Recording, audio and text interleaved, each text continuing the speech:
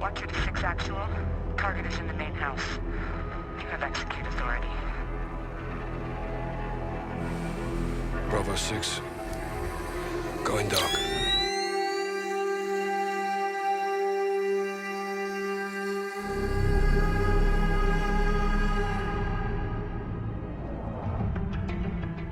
How's it going, troops? Jordan or Yousif here, back again with another Modern Warfare Loadout video. In today's Loadout video we're going to be swapping close quarters combat for long range. I haven't yet done a sniper class setup, but today that is exactly what we are going to do. So today's Loadout video is going to be called Scout Sniper. As you can tell from the naming of the class setup, we are going to be using a sniper rifle, but not the sniper rifle that you would probably imagine. So without further ado, let's take a look at our mission briefing. So like I said, this is a sniper rifle class setup in which our role is to scout enemy targets for our teammates. Not only are we going to be scouting enemy targets for our team, but we're also going to be providing supporting fire from concealed positions. And just like with any sniper rifle class setup, this sniper rifle class setup is perfect for maps with long range sightlines as well as verticality. So in Modern Warfare there are a total of 3 sniper rifles at the moment, these being the HDR, the Dragunov and the AX50. However though, these are just base sniper rifles in the sniper rifle category. Some of you are probably aware of this, but some weapons in this game can actually be converted into a different category altogether, depending on the attachments that you equip. And so for our primary weapon, I've actually gone into the marksman rifle class and selected a good old nostalgic weapon, that being the Kar98k. The Kar98k is of Nazi German origin. The full name actually stands for Karabiner 98 Kurz, which in English basically translates into Carbine 98 short. As I've said, it's of Nazi German origin and was developed in 1935 and saw use throughout the Second World War up until 1945. However though, even in some countries today, the Kar98k is still used and equipped. And it's a perfect nostalgic bolt action rifle, and so the Kar98k is going to be our primary weapon of choice for this scout sniper loadout. Now just like any weapon, we can't just go in bare, so we're going to be selecting 5 attachments for this weapon, and these attachments are as followed. For the barrel we're going to be going with the Singard Custom 26.6 inch. This is a really good barrel as it increases the damage range, as well as maintaining better recoil control and also increasing your bullet velocity. It does come at a penalty of slowing down your aim down sight speed, but we've got another attachment that will increase that back up again. For the optical sight we're going to be going with a good old sniper scope. It doesn't make sense being called a scout sniper and not having an actual sniper scope equipped on top of the weapon, so we're going to be going with this attachment. We could have gone with the variable zoom scope, but I found that actually using the variable zoom scope to be a scout sniper can be a bit awkward at times, especially when providing covering fire and accidentally switching between the different zoom levels. So the normal sniper scope is just all round better to use, plus you unlock it early on in your weapon level. For our weapon perk we're going to be going with Recon. Now the weapon perk was actually quite difficult to choose between a couple of these, but I felt that Recon was much better, especially being a scout sniper. Obviously we want to see enemies from all sorts of different ranges, and the Recon perk allows us to see our enemy nameplates from all various distances. For our 4th attachment we're going to be going with a rear grip, and that is the stippled grip tape. Now as I previously said, the Singard barrel actually decreases our aim down sight speed, but actually the stippled grip tape actually increases our aim down sight speed, and so that's why we're going to be going with this, so we can aim down our sights much quicker and land our crosshairs onto the enemy target. And lastly, for our underbarrel we're going to be going with a good old bipod. The bipod doesn't really do much when standing, but when crouched or prone it decreases the weapon's sway and has better recoil control altogether. I'm a little bit disappointed with the bipod attachment in Modern Warfare multiplayer. I was fully expecting you to actually be able to pull out the bipod and actually lay prone and scout enemies from prone position, but for some reason with this weapon you can't actually pull out the bipod, it just kind of sits there underneath the weapon. So I'm a little bit disappointed with that, but at the end of the day, you know, it's the attachment modifiers that make the difference, I guess, not the actual aesthetics, but the aesthetics would have been very nice as well. Moving on now to our secondary weapon of choice. Obviously we're going to be going with a pistol, and for the pistol decision I've actually gone with the X16, which is basically like a Glock. But of course we're not going to be going bare bones with this weapon either, so let's look at some attachments that we're going to be equipping with it.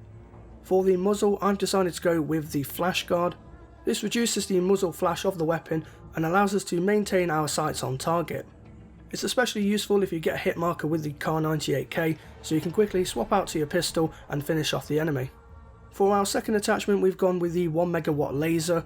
This is a standard red laser sight that doesn't actually give away your position unlike the green laser sights, and just increases our hipfire accuracy if need be. For our third attachment, we've gone with another optic, and that is the GI Mini Reflex.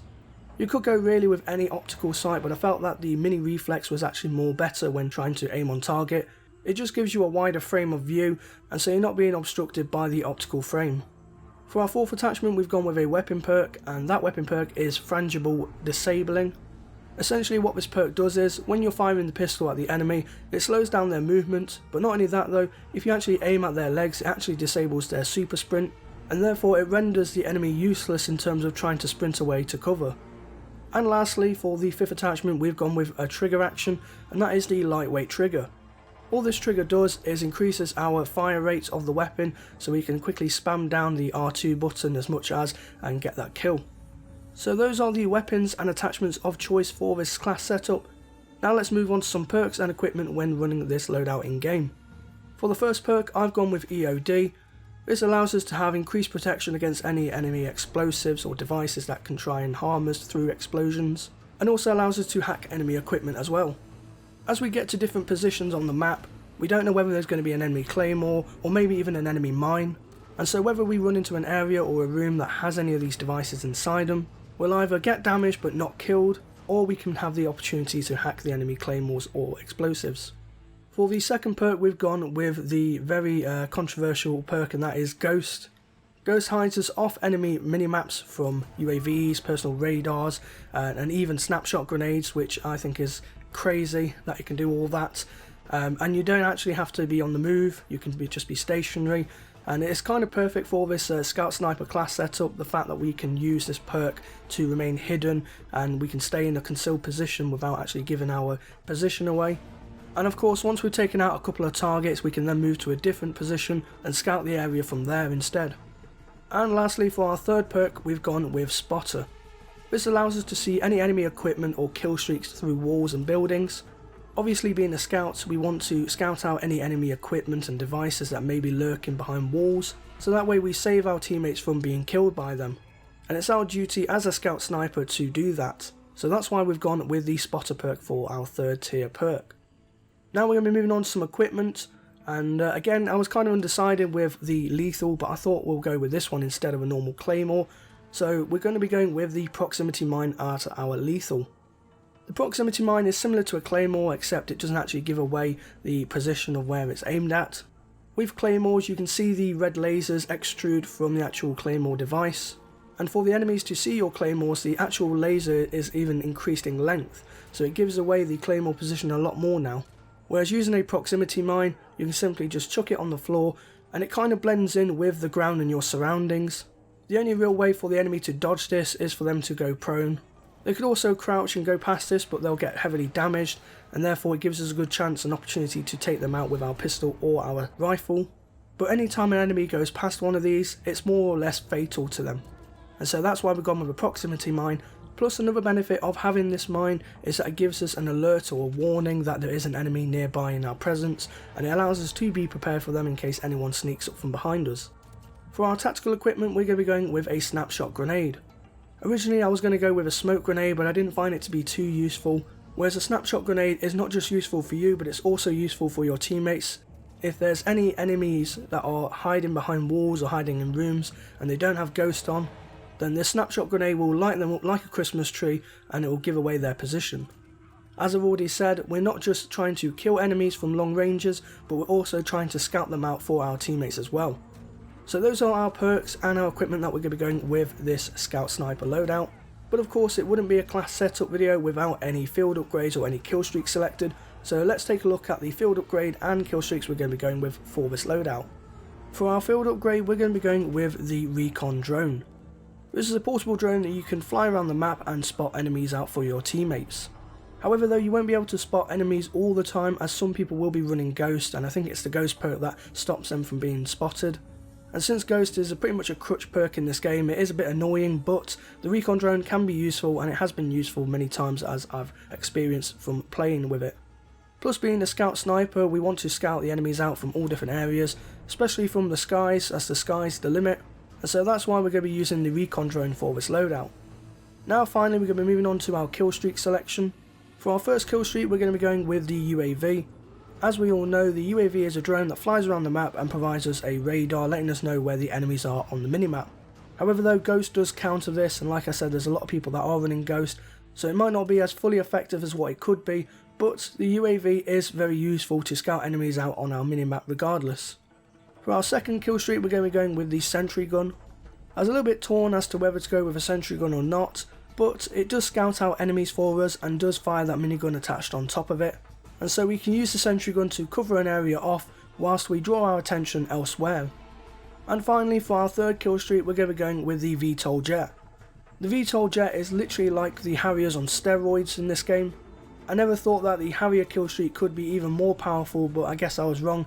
I think Infinity Ward are trying to challenge themselves with how much overpowered equipment that they can have in this game. But the VTOL jet is basically the Harriers from Modern Warfare 2. It comes in on the map delivering an airstrike before going to match 5 and then doing a 180 flip and then hovering over the map, targeting and killing any enemies that it can find. It's a perfect combination as we can scout the enemies on the ground, the sentry gun can cover an area and scout enemies out elsewhere, and the VTOL jet gives us our cover from the skies. So troops, that is my scout sniper class setup and loadout for Modern Warfare. If you're always interested in mixing your gameplay up, then definitely give this class setup a try in game and let me know how you get on with it by telling me in the comment section below. I've got all sorts of different ideas to do class setups on for Modern Warfare, it's just a case of getting the time to getting around to doing them all. If you do have any class setup suggestions that you would like to see on this channel, again let me know down in the comment section below because I'll be reading the comments as always. Here on the channel we don't like to just go with the most overpowered loadouts, we like to mix up a bit and have a bit of fun with Modern Warfare. So if you're someone that likes to change things up a bit and you want to see class setups that aren't the same as you see on other channels, then do give the video a thumbs up, I would appreciate it a lot. And also make sure to subscribe, and also when you've subscribed make sure you hit that bell notification button, that way you always get notified of when I make an upload. In terms of the latest Modern Warfare news, Season 1 has officially dropped and we've got some new maps in the game like Crash, although Crash isn't really a new map as such, but it is new in Modern Warfare, and they've added some extra areas as well, which does change up the gameplay a bit and change up the flow of the map. I don't know whether it makes it better or not, but it's Crash at the end of the day, so Crash is Crash. There are some new gunfight maps. I think there's one that's based on Crew Expendable from inside the cargo ship, and there's also Gulag Showers, which is based from that Gulag mission in Modern Warfare 2. There are 2 new weapons as well. There's, I think it's one of the G36 weapons, I can't remember what it's actually called in game. And there's also the TAR-21 in game, which again also has a different name. I think it's called the Ram 6. So I might use some of them weapons when I get to unlock them and see if I can make any class setup videos with those instead. But yeah troops, that wraps up this Modern Warfare loadout video. As I've said, if you did enjoy it, give it a thumbs up and please subscribe if you want to see more of this content. I do enjoy doing these, I think it's quite fun, and I can't wait to see what I come up with next. So until the next video, I thank you all for watching, stay true to me troops, and I will see you in game.